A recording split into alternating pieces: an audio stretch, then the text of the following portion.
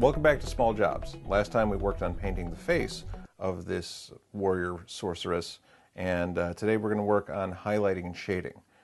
Since last time, I've decided to improve on a couple of things. For one, her base was a little small, so I've increased the size of her base, added a little few stones and rocks to give it some character, and I've also gone ahead and purchased a new bottle of the Scurvy Green because it was a little thin, wasn't going down very well, and as you can see, I gave it a nice good solid coat, so it's a nice even color. And kind of a little trick was I also hit it with a coat or two of the Tester's lusterless lacquer, and that allows me to kind of cheat by saving my work. It puts a nice quick coat on there, seals in the paint, and if I am painting on top of that, if I screw up at all, I can use a wet brush to kind of wick away some of the mistakes. You don't have to do this, but it's kind of a nice little cheat, a way to kind of save your work. So let's get started on the colors here. I think we're going to start with her skin tone. Again, we're using the theory of working inside to outside. Last time we used the Caucasian flesh. And we're going to kind of do the same thing we did for her face. So I'm actually going to start with another flesh wash just to kind of pick out the details. So again, the flesh wash will do a nice job of picking out the lower details, like her belly button, some of the creases in her abdomen and such. Putting on the glasses again so we can concentrate a little closer. And although it is already a wash, I'm still going to add water to it because it's always easier to start with a lighter wash than it is a heavy wash.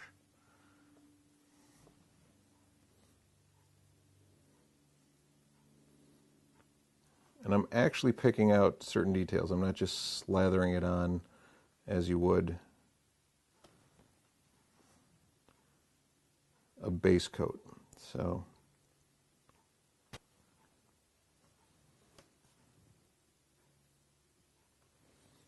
and sometimes it goes in a little thick, and that's fine. You can soak it back out with the brush.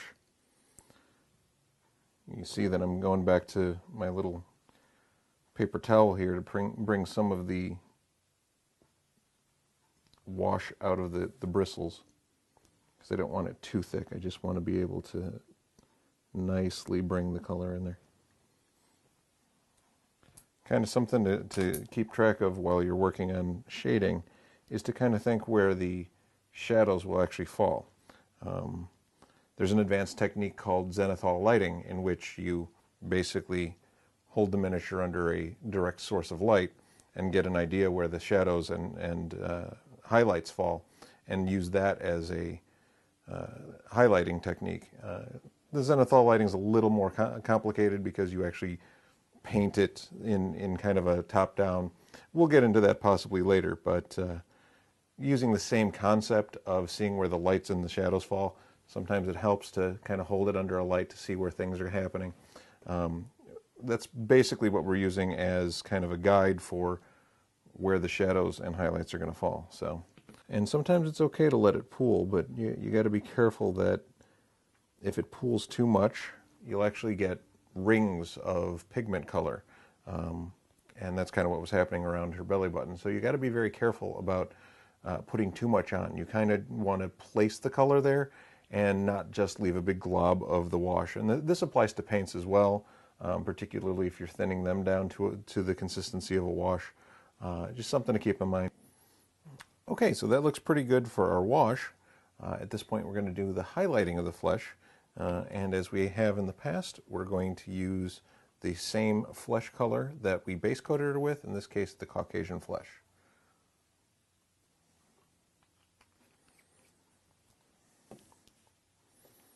And as we did with our base coat, I am going to water it down some so that we don't have the same intensity. I am using just the straight flesh tone to kind of blend the edges, clean up some of the overwash that happened with the flesh wash. So this is just kind of a an in-between step to kind of pick out the stuff that may have gotten covered up in our previous level.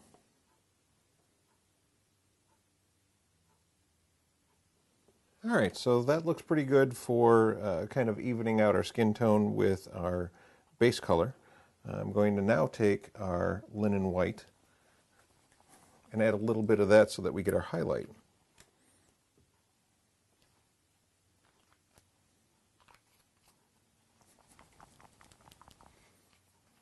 Well, it came out a little runny. Notice I'm leaving the Caucasian flesh that we used in our previous coat, and I've added the linen white to the palette a little bit of a distance away, and again I'm going to bring a little bit of the linen white into the Caucasian flesh to decide what kind of highlight I want to use. I don't want to put it directly into each other because then I don't have control over how much of each I have in there.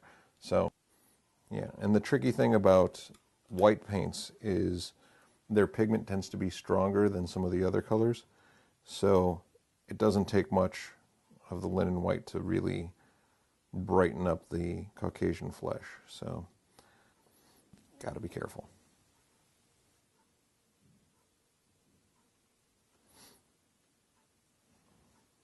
And again, just hitting the uppermost portions of her, so kind of the top of her abdomen, really picking out the highlights of her hips, to the top of her thigh. Her knee kind of sticks out, so we're just going to hit the top of the knee. And to really differentiate the fingers, we're going to kind of hit just the edges of the fingers as well. And again, more so the edge of the finger towards the top. So going across the back of her hand here. And again, this is where these Winsor & Newtons are really helpful because they have the nice razor sharp tip to them. You don't have to start with the Winsor & Newtons, particularly at $13 a brush or whatever they are, but it helps to have a nice sable brush so that you have a nice tip to do the detail work as we're working on tiny, tiny things. Small jobs.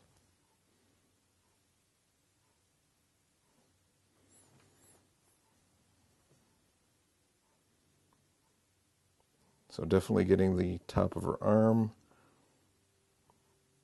top of her finger, got a little sloppy there, so I'm going to do a quick little erase.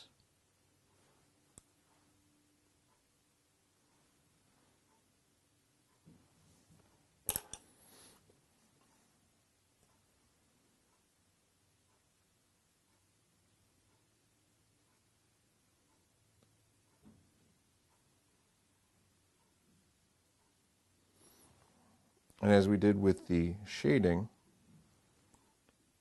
we just assume that the highlights are going to be where the light would hit her. So like the top of her thigh, I want to make sure that shows up. Her hips that are sticking out from her belt, I want those to be nicely highlighted. Just kind of touching the top edge of her belt.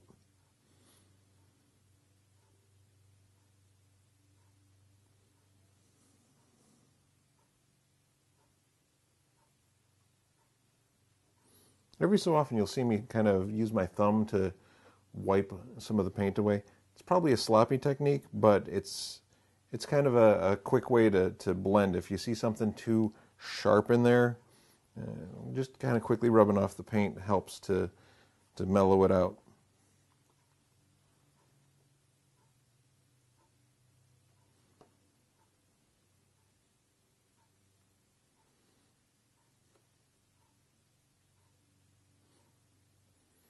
And so that's what we're looking at. We've also noticed that we're getting some followers now on YouTube. So why don't you send your requests, comments, questions, if there's a technique you want to see, why don't you go ahead and send that to playthegamepodcast@gmail.com. Thanks again for joining us on this episode of Small Jobs.